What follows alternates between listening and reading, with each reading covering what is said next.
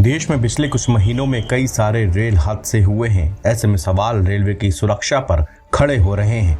भारतीय railway network विश्व का चौथा सबसे बड़ा और एशिया का पहला सबसे बड़ा रेलवे नेटवर्क है। फिर भी ऐसी घटनाएं चौंकाने वाली हैं।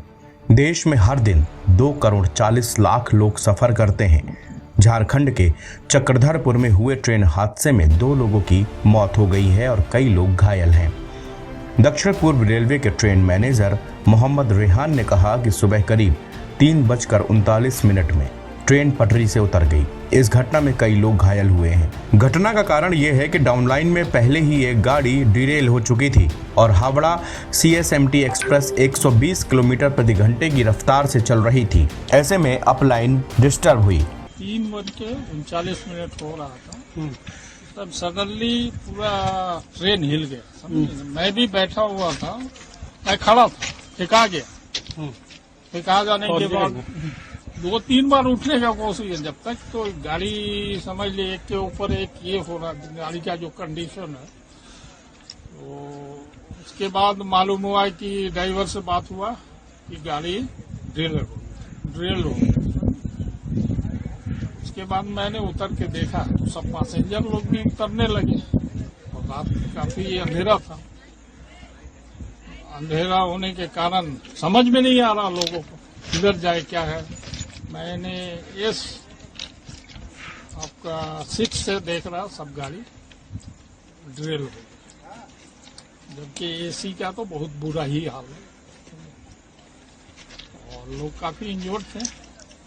यही है। कहाँ लोगों को फिलहाल यहाँ पर कब सहायता की पहुंची? कारण रेल होने का कारण है कि डाउनलाइन में NJBCT मालगाड़ी वो पहले से ड्रिल हो चुका था। उसी के ऊपर हमारा 120 में गाड़ी जा रहा था। ड्राइवर का कहना 120 स्पीड था। इसी ये आपका हमारा अपलाइन इफेक्टेड। ऐसे में सवाल ये उठता है कि जब किसी रूट पर पहले से ही कोई ट्रेन डिरेल हुई तो फिर दूसरी ट्रेन उसी ट्रैक पर आने की परमिशन किसने दी? इससे पहले जब कंचनजंगा एक्सप्रेस हादसे की शिकार हुई थी तब एक रिपोर्ट आई थी। उस रिपोर्ट में पूरे रेल सिस्टम की पोल खोल दी थी। रेलवे सेफ्टी कमिश्नर की रिपोर्ट में जिक्र किया गया था कि एक्सीडेंट इन वेटिंग था, यानी कि रेलवे नेटवर्क में हर जगह खामियां थीं। हाल के दिनों में हुए रेल हादसों पर पूर्व रेल मंत्री और RJD सुप्रीमो लालू प्रसाद यादव ने भी चिंता जताई है। लालू प्रसाद यादव ने ट्वीट करके कहा है कि 13 दिनों में 7 रेल दुर्घटनाएं। नियमित होती रेल दुर्घटनाएं बेहद चिंताजनक है। सरकार ट्रेनों में सुरक्षा व्यवस्था के मूलभूत कदम भी नहीं उठा रही है। भारतीय रेलवे इतनी असुरक्षित हो चुकी है कि ट्रेनों पर चढ़ने से पहले तीर्थयात्री प्रार्थना करते हैं कि यह यात्रा कहीं अंतिम यात्रा ना हो।